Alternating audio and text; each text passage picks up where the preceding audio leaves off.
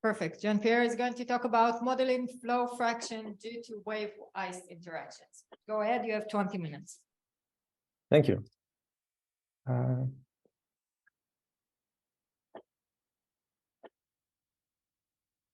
That's nice.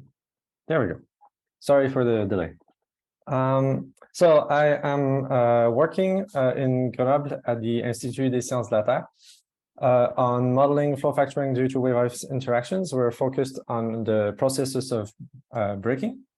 Our goal is to develop an understanding of wave effects on the MIZ dynamics. So the big picture is trying to resolve how broken ice will be able to move in these turbulent manners. But first, we have to break the ice.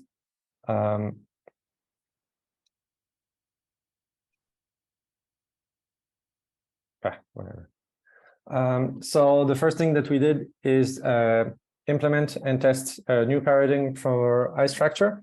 That is to compare it with the current paradigm of strain-based fracture. And then what we want with that is to better understand the flow size distribution caused by wave-ice interactions. So this is the kind of phenomenon that we want to reproduce. Elise Malefev will talk to you about it tomorrow.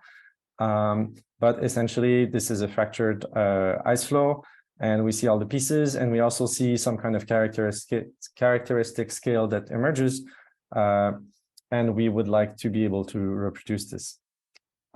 So in order to do that, we're looking at the flexion of the ice and how it will cause fractures. The first thing to consider is what forces are applied to the ice. So gravity and buoyancy, they balance, and then they give you 90% submerged ice, which in our case is submerged, but we do have free boundaries. So we're kind of reproducing the error that Luke was describing earlier, although hopefully since our ice is thin, that's fine. And so we have, this total force being applied to the sea ice, which is dependent on the vertical displacement of an ice block. So if I pull my ice out of water, it wants to fall back down, and the water surface displacement. So if the water level, say, rises, the ice wants to rise with it. So we represent the ice as an elastic material, an elastic plate, for which we want to balance the moment and vertical forces and local loading of the ice throughout the material. This gives rise to this tin plate approximation, where we can calculate the displacement W of the sea ice at every point as a function of the forces that we apply to it. So a quick look at what this looks like. Here you can see an ice flow flexible, exaggerated to be more flexible so that it's visible on very sinusoidal waves, and just bending with the waves. So that's what we're representing, but on a for an ice shell, well, an ice pack that we want to break. So in order to break, the typical way of doing things is using a strain-based criterion. So if the strain anywhere within the material, which we calculate as the tensile strain due to flexion. So you have the equation here. If this value is exceeded, then the ice breaks. This was used, for example, in these two papers. What we are considering is an energy-based criterion that is used more commonly in material physics. So to look at concrete or rock or plate tectonics, for example.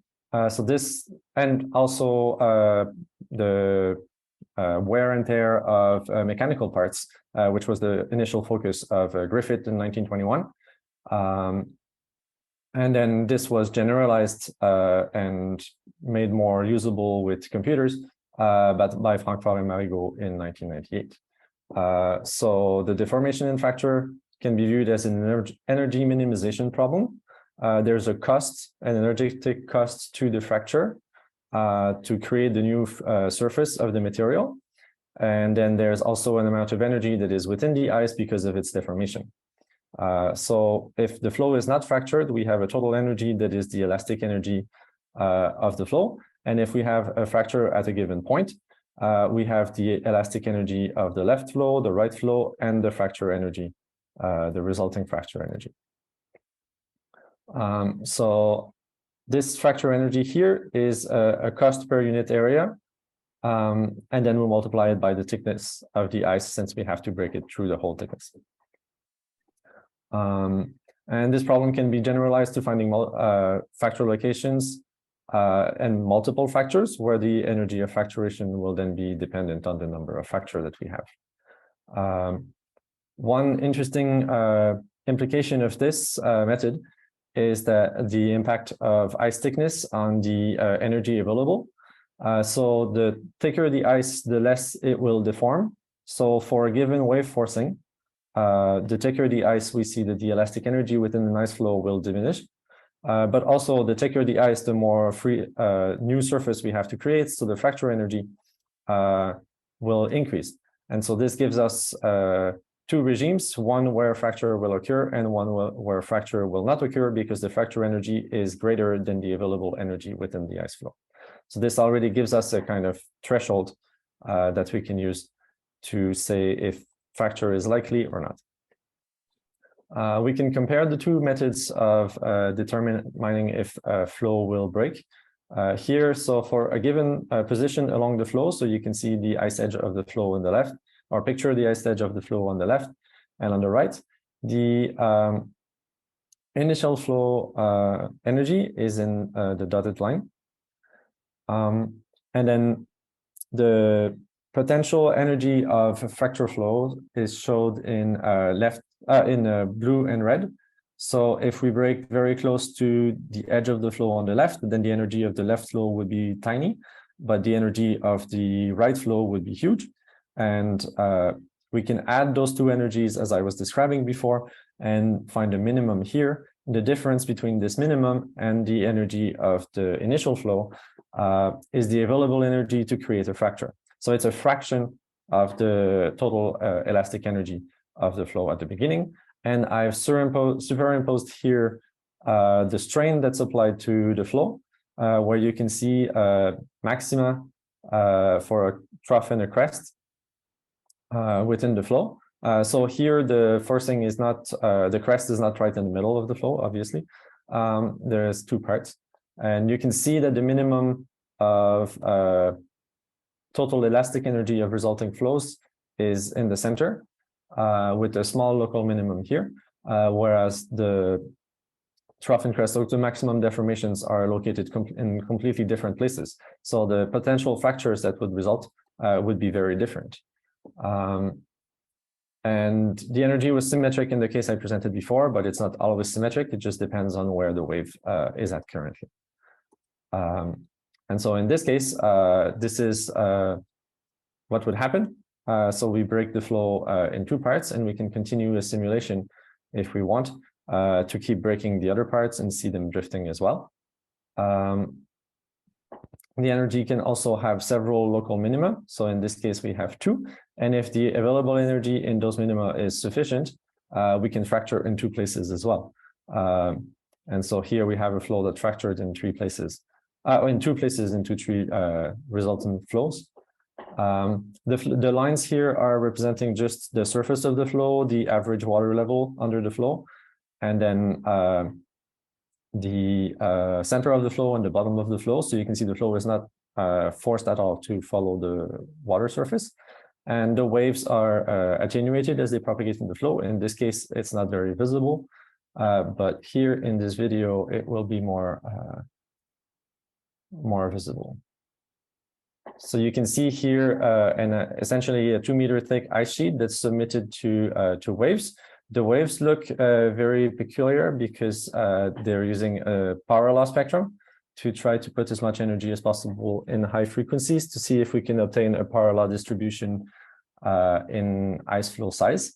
I'll talk a bit more about the resulting distribution, but you can already see that it's pretty coherent the way the flows are breaking. And the model domain extends so that we always have ice to break if necessary. but also save on computational costs and don't have to look for a fracture in kilometer-long ice shelves at the beginning when we know it's going to break at the ice edge. So using these kinds of simulations, we can compare the two fracture criteria. So here is a less pretty but more time efficient way of showing the result of simulations.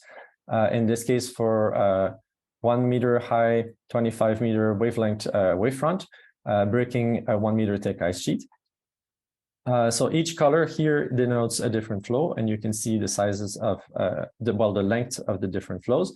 And then once you get to the very long flow, that's just the semi-infinite, essentially, flow that would be broken and would be extended as necessary. And you can see that between the two cases, using the parameters that we currently have and running simulations for different incident phases, we obtain different results. In that the energy fracture criterion gives us much smaller flows and a penetration distance or a fracture distance within the ice that is greater as well. So from all of these flows, we can create a distribution. Here we have the flow length and the frequency at which these lengths occur. We see modal or bimodal distributions. In the sense that there are multiple peaks, the actual shape of it, we have yet to determine precisely with enough experiments. And then I have drawn two lines here, the half wavelength, which we see here doesn't really describe the distributions, as well as an elastic length that is characteristic of the material, which does a slightly better job, but is not perfect either. So speaking of lengths, I'll talk a bit about the emergence of characteristic numbers from the equations. So the first one is this elastic length I was just talking about, which is a ratio of essentially how hard it is to deform the sea ice, and then the water density and gravity. And so this gives us a characteristic distance at which the deformations are carried if we apply, if we consider forcing at the edge particularly. And so we have this length, and obviously we have also the wavelength of the waves. So we can make a ratio, this elastic length over the wavelength, and also the length of the resulting flows over wavelength. The wave height scales with deformation amplitude, so it's a bit different how it happens. And we find that the attenuation, wave attenuation, this non-dimensional number is also very important because it will change the character of the spectra as you go into the ice. So, and another one is the elastic energy of the ice flows. So we have a certain energy of waves, an energy density of waves, and then we can calculate using this what would be the energy of the waves under a given flow. And we have this other reference energy for the fracturation, so this gives us a third dimensional number. So just to recap, we have three non-dimensional numbers that are controlling how flows will break for the energy-based criterion. For both criteria, the strain and energy-based, we have the elastic scale and the wavelength, but we also have with the energy criterion, we have the emergence of a new parameter, which is the energy of the waves under the flow compared to the fracturation energy. And it's kind of intuitive if the energy of the wave. So if this parameter here is much less than one, or less than one, the flow will never break. If this parameter is bigger than one, then you have exceedant energy, and the flow might break. So looking at this and at the mean flow size in multiple experiments. So we've run experiments for multiple flow, elastic length, wavelength, and different wave energies as well. So here on the x-axis, you see the ratio of the elastic length to the wavelength. The color scale gives you the energy ratio, so how much energy is in the waves under a given flow for an elastic length. divided by the fracturation energy for a given thickness. And then on the y-axis, we have the relative size of the flows divided by a wavelength. And it's a little bit messy here, so let's split the colors. You can see that for especially the high energies, it is quite possible to describe the relative mean size as a function of elastic length, as a function of the ratio of elastic length to wavelength. And so we can start to describe the moments of our distributions in that way. Now, as we go to lower and lower energies, things become messier and messier, partly because attenuation becomes important. So throughout the ice, the waves are different. And so we break in pieces of different sizes. And also, well, it's less certain whether things will break or not than when we have high energy. Another thing that we can do that we've looked at, so in the simulation that I showed you, I told you I have used the power law spectrum for the wave energy. And this was not intended to be realistic. I can obviously use Jones-Webb spectra or Pearson-Moskowitz spectra as well, or I could use monochromatic waves as well. This was used, suggested by somebody in the plate tectonics kind of community to see if by using forcing that is a power law, if we could retrieve a power law in our flow size.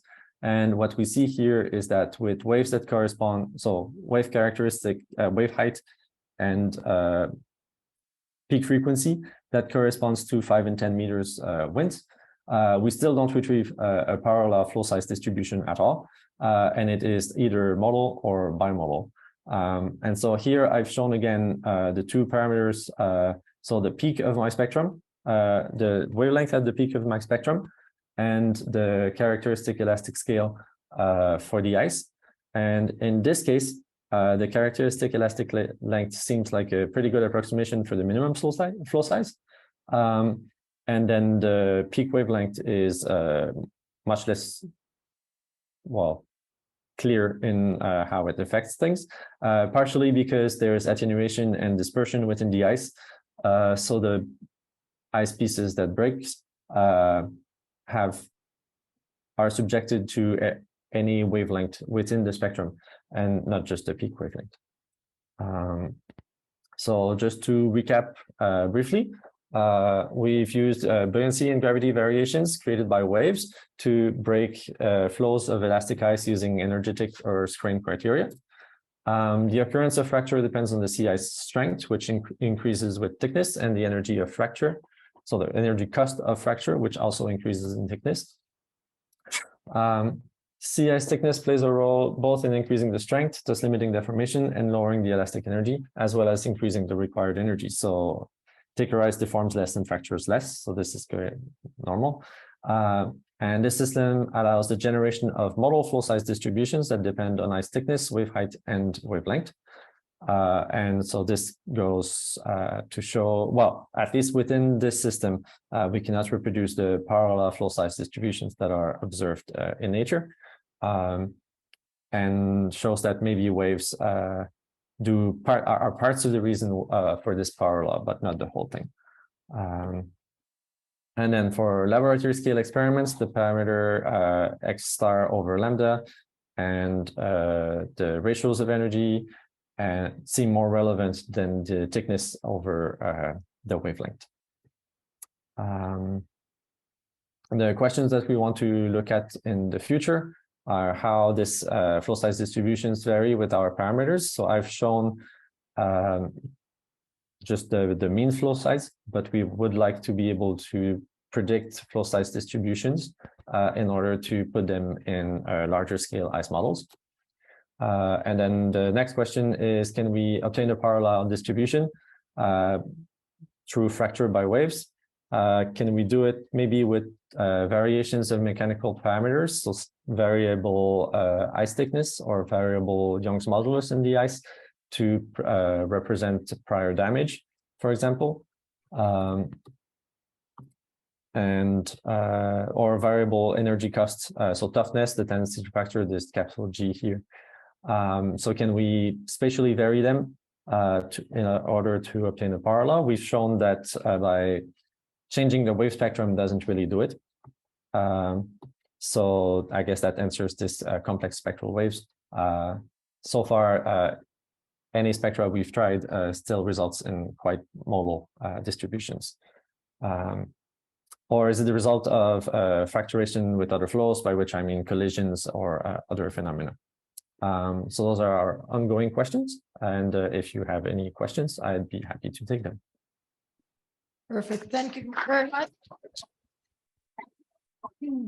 Any questions?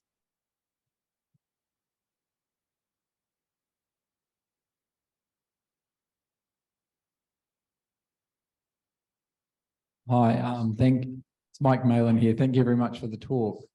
I'm laughing a little bit about seeing that reference to my work with Alison Cahoot with the strain, but to paraphrase Trump, if it's not a good idea, it's not my idea, and if it is a good idea, it is.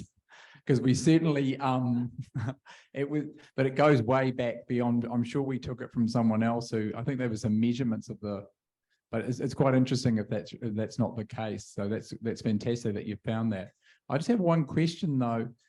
It's not clear to me that you're not, it wasn't clear to me, are you coupling, does the ice affect the wave or does the wave only affect the ice? So it's not a continuous medium in the same way as, say, Luke was presenting earlier. But the ice is affecting the waves in that it changes the dispersion relation of the waves, and there is attenuation of the waves that is dependent on the ice conditions as well. This attenuation in my case is dissipation, it's not scattering, which makes it quite a lot easier to deal with changing flow sizes. Okay. One more question? Oh, thank you. Yes. Just one more question. Yes. Hi, Cecilia Bitz. Thanks for the talk. I'm curious if you did compare your results to what would have been predicted from Chris Horvat and Zimmerman's fracturing scheme as a kind of, you were saying the alternative is the strain approach that they implemented. Yes, so we are currently looking for data to validate our model before we do comparisons with other models. And so if I go back to my conclusions here, so we're talking about those parameters, and we would like to have at least a few experiments where these values of parameters have been well measured, and then be able to do the tuning that we require to do. We have colleagues that do tank experiments. We have colleagues, as I've shown in the introduction, that are doing experiments with boats and fracturing actual sea ice. And so our goal is to try to, well, first look at the, can we get a power law, flow size distribution, those kind of things, kind of more fundamental properties of the model, of the system, and describe it and understand it, and then validate it with some comparison. And after that, we'll be keen to compare with other existing models, but we haven't yet. No. Perfect. Thank you very much. Let's thank Jean-Pierre again.